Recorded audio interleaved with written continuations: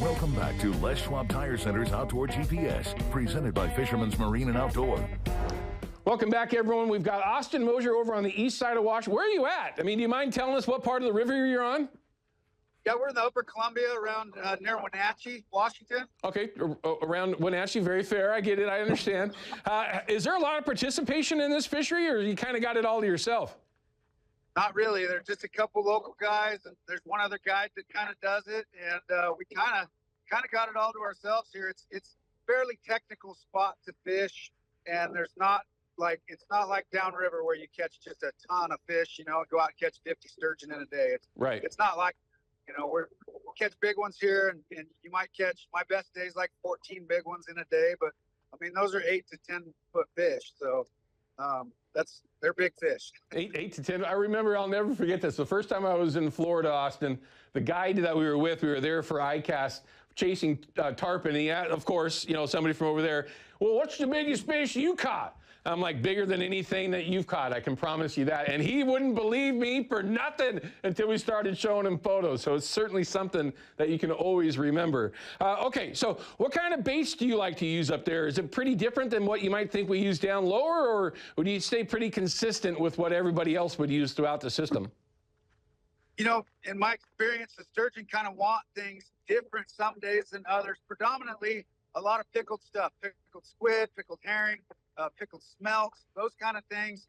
But sometimes they want fresh stuff. Like I'll save some salmon eggs and just freeze them with borax, and I'll put some of that on there to kind of augment the scent, you know, and create that scent stream going downriver. Mm-hmm. And I'll add that to my different baits and things like that. But you know, a lot of squid, it's real durable.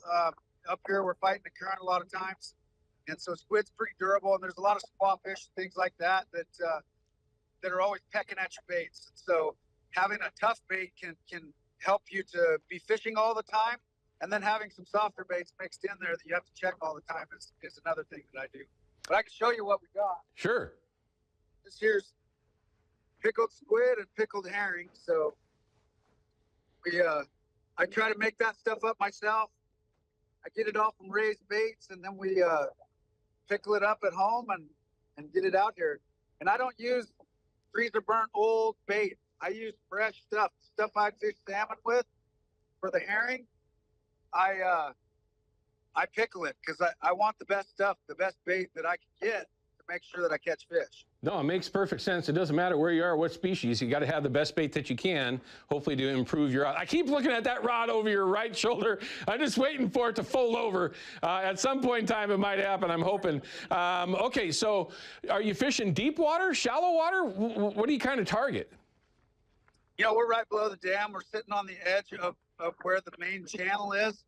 There's a flat to my left, and I'll sit up on that flat because we have current. Those fish will push up on that flat to get out of the current. But right now we have like zero current. I'm using like 12 ounces of lead. It's crazy. Usually I'm running like 24s to 30s in here. Wow. So I'm out in the main current, right in the channel, trying to get on those fish, and the current's not helping us today for sure. Well, that's a good point. I mean, current's always something that's important. It really just doesn't matter what fishery it is on the Columbia. Current's always some sort of an advantage. Okay, so I'm an old school, oversized sturgeon guy, right? We used to target them below Bonneville for my entire life, quite honestly. Caught hundreds of them. One of our favorite things to do was to back bounce in that fast water below Bonneville, get off the anchor and just bounce 20 or 24 ounce leads with whole shad is what we would use. Do you ever fish differently, or do you always stay on the anchor? You know, generally we stay on the anchor, but I got those big reels, and so I start out in the top of the hole, and then I walk it back 10 or 20 feet, 30 feet, then I'll let it sit for a little bit, then I'll walk it back another 10 or 20 feet, 30 feet, and I'll walk it back, you know, 300 feet with these big reels, just kind of working down through the hole. Makes sense. We do that a lot, so yeah. That tends. Makes sense. I love it. All right. So how about the participation? Your clients that you're taking with you when you're chasing these fish up there on the east side of Washington, are they there specifically for that this time of year, or do you just kind of throw it in to the mix when you're talking with your clients before each day? Well, you know, we used to guide this about 30 days a year. I don't guide it nearly as much as I did, but the people that want to go on these things, either we talk about it on the boat, people say that they've never caught a sturgeon, and I'll tell them we do it, or I get people that have fished it with me before. Like I had a couple from Texas just came here, that a group from Texas came years ago, and they referred them to me. And so I've had about 6 or 7 groups from Texas this year already. Oh, very in cool. all my fisheries.